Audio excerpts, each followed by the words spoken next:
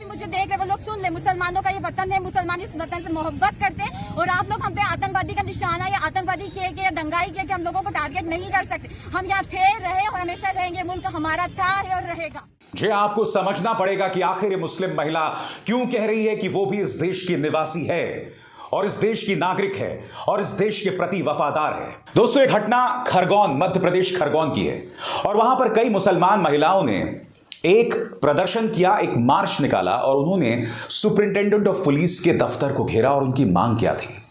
उनकी मांग ये थी कि खरगोन में पुलिस ने जो है सिर्फ मुसलमानों पर निशाना साधा है।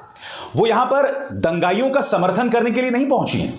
वो कह रही हैं कि दंगाइयों पर आप निशाना लगाइए, उन्हें जेल भेजिए, मगर बच्चों पर निशाना साधना, 12-12, 13 साल के बच्चों पर निशाना साधना, देर रात घुसकर परेशान करना, यह कहां तक सही है। और सिर्फ खरगोन नहीं दोस्तों, आपको याद होगा कि कर्नाटक के अंदर इस लड़की को जब ये स्कूटर में उतरती है और जा रही होती है अपनी क्लास के सामने, तो एक पूरी भीड़ उसके सामने आ जाती है।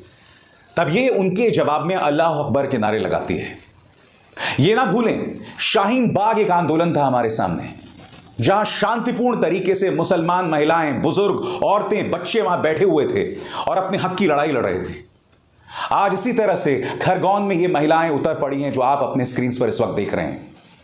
इनका मकसद है कि वो व्यवस्था को चुनौती दे रही हैं। वो कह रही हैं कि अगर आपको कानून के अंतर्गत कार्रवाई करना है तो कीजिए, मगर जुल्म मत कीजिए। वो महिला जिसे मैंने आपको सुनाया था शुरू में, आइए वो क्या कह रही हैं, सुनते हैं। तो हमारी ये मांग थी कि जो हमारे मुसलमान समाज के भाइयों को गिरफ्तार किया गया बिना सबूत के, बिना किसी वीडियो में फुटेज में आए, उनके खिलाफ जो एक तरफा कार्रवाई की गई, उसके लिए हमारे जो पुलिस ने अभद्रता की, महिलाओं पे लाठी चलाई, उनके बाल खींचे, उनको घुटनों के बल लेटा के डंडों से मार मार के पूछा गया कि आपके घर वाले भले ही वो मुजरिम थे या ना थे, किसी ने नहीं पूछा। जब दंगा होता है तो दोनों समाज के लोग प्रताड़ित होते, फिर मुसलमानों को क्यों नहीं दिखाया गया कि जो उन पर जुल्म हुआ। एक तरफा जब दंगा होता, क्या मुसलमानों ने पत्थर चला, उधर से क्या फूल बरसे गए थे, जिससे मुसलमानों पे इल्जाम लगाया गया। हमारी मस्जिदें जली, हमारे घर जले, हम आज 25-25 दिन रोजे की हालत में घर से भागते रहे, लेकिन कोई हमसे पूछने नहीं आया, कोई हमारी तरफ देखने नहीं आया। हम भाटवाड़ी मोहल्ले से थे, शाम के 5:30 से 6 बजे का टाइम था, हमारी नमाज और कुरान पढ़ रहे थे। जय श्री राम के हजारों लोगों की तादाद में वो नारे सुनाए गए। जब हमने हमारे घर के बाहर देखा तो हिंदुओं की भीड़ घुस रही थी, हमारे घर में पत्थरबाजी करी। यही नहीं, आपके स्क्रीन पर यह है उज़्मा शेख। उज़्मा शेख ये कह रही हैं कि हम दंगाइयों के पक्ष में नहीं हैं, मगर रात में अगर पुलिस घुसकर इस तरह से कार्रवाई करती है, बच्चों को निशाने पर लेती है, तो ये ज्यादती है। बच्चे जो मासूम 12-12, 13-13 साल के, उनको रातों से घरों से उठाया जा रहा है, उनको जेल में प्रताड़ित किया जा रहा है, उनके साथ में उनको इतना मारा जा रहा है कि वो बोलने की हालत में नहीं है। तो यहाँ पर यही मांग लेके आए थे कि जितने भी जो बिना पुलिस प्रशासन द्वारा बिना आइडेंटिफिकेशन के, बिना सीसीटीवी फुटेज के जिन बेगुनाह बच्चों को गिरफ्तार किया गया, उनको जल्द से जल्द रिहा किया जाए और उसके बाद में जिन बच्चों को उठाया गया है, जिन लोगों को मारा जा रहा है, उनको बहुत बुरी तरीके से जानवरों की तरह पीटा जा रहा है, तो इस तरीके से उन्हें ना मारा जाए, क्योंकि उन्होंने कोई जुल्म तो किया नहीं है जो आपको कुबलाना है। आपने गिरफ्तारी करी, ठीक है, करिए, आप आपके कानून का जितना भी आपका बनता है आप सारा काम करिए, लेकिन बेगुनाह जो बच्चे हैं उन्हें जल्द से जल्द रिहा कीजिए। और जानते हैं दोस्तों, सबसे दुख की बात यह है कि खरगोन के एएसपी नीरज चौरसिया इस वक्त आपके स्क्रीन पर हैं और नीरज चौरसिया यहां पर यह बोल रहे हैं कि अगर बेकसूर जेल में बंद हैं तो हम उन्हें रिहा कर देंगे।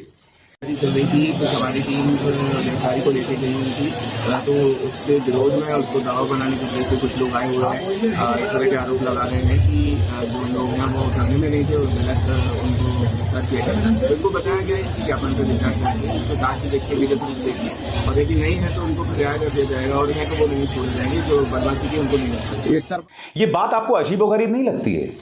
यानी कि आपने किसी को बंद कर दिया बगैर ये देखे कि उसका गुनाह क्या है। यही प्रदर्शन तो ये महिलाएं कर रही हैं ना। और ऐसे में मैं एएसपी साहब से पूछना चाहता हूं, मध्य प्रदेश सरकार से पूछना चाहता हूं कि वो जो महिलाएं प्रदर्शन कर रही हैं वो क्या गलत कह रही हैं, जब आपके खुद का पुलिस ऑफिसर ये कह रहा है कि जो बेकसूर है हम उन्हें रिहा कर देंगे। अरे क्या तुम बगैर किसी का गुनाह देखकर उसे जेल में डाल देते हो? क्यों? अब बुर्का पहने ये लड़की भी कह रही है कि सिर्फ एक समुदाय के खिलाफ एक्शन क्यों? न्याय तो सबके लिए बराबर होना चाहिए ना। सुनिए उनकी आवाज। हो रहा है, ये एक तरफा कानून चल रहा है।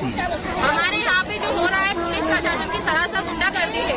ये रात के वक्त आती है हमारे घर पे, अगर कानूनी कार्रवाई करने आए तो ये दिन में भी हो सकती है, लेकिन ये रात के वक्त कानूनी कार्रवाई करने आती है हमारे घर और दरवाजा ठोकने के बजाय दरवाजा तोड़ा जाता है। दरवाजा तोड़ने के बाद हमारे घर के भाइयों को उठाकर बेरहमी से पीटा जाता है, जैसे जानवरों को भी अगर कोई नहीं पीटता होगा इस तरह से हमारे घर के भाइयों को पीटा जाता है। मैं आपको बता दूं दोस्तों, इस देश ने बार बार इस बात को प्रमाणित किया है कि जब भी आप पर कोई अत्याचार हो तो उसका जवाब हिंसा नहीं हो सकता। हमारे स्वतंत्रता सेनानियों ने हमारे सामने एक पूरी सोच, क्या है जिसे कहते हैं ना, टूल किट रखी हुई है, और वो टूल किट है सत्याग्रह का। यानी कि अगर आपके खिलाफ कोई अत्याचार करे तो उसका जवाब अहिंसात्मक आंदोलन से होगा, और हर बार यह अहिंसात्मक आंदोलन सफल रहा है। आपको क्या लगता है? ये तमाम चेहरों को देखिए, Nelson Mandela, Barack Obama, Martin Luther King, ये तमाम जो चेहरे हैं वो क्यों महात्मा गांधी को अपना आदर्श मानते हैं? वो महात्मा गांधी को इसलिए अपना आदर्श मानते हैं क्योंकि महात्मा गांधी की प्रासंगिकता यानी कि अहिंसात्मक आंदोलन आज भी जिंदा है। किसान के आंदोलन ने उस बात को प्रमाणित किया है। मगर हां, एक दूसरा तबका है जो लगातार इन्हें धमकाता रहता है, भड़काता रहता है। मैं फिर कहना चाहता हूं दोस्तों कि अगर एक भीड़ आपके धार्मिक स्थल के सामने से गुजर रही है और वो भड़काऊ नारे लगा रही है तो उसका जवाब पत्थर या गोली नहीं हो सकता। नहीं, चाहे आपको कोई जितना भी भड़काए, मगर यह बात पुलिस को भी समझनी पड़ेगी कि अगर कोई भड़काऊ नारे लगाता है, अश्लील नारे लगाता है और जवाब में कोई कार्रवाई होती है और फिर भड़काऊ नारे लगाने वाले भी गोलीबारी और पत्थर चलाते हैं तो फिर दोनों को गिरफ्तार किया जाए, क्योंकि एक पक्ष ने भड़काया, दूसरा रिएक्ट किया और फिर जो भड़का रहा था उसने भी गोलीबारी और पत्थर चलाए। गुनाह दोनों का है, दोनों को कटघरे में रखा जाना चाहिए। यही मांग खरगोन की वो मुस्लिम महिलाएं कर रही हैं।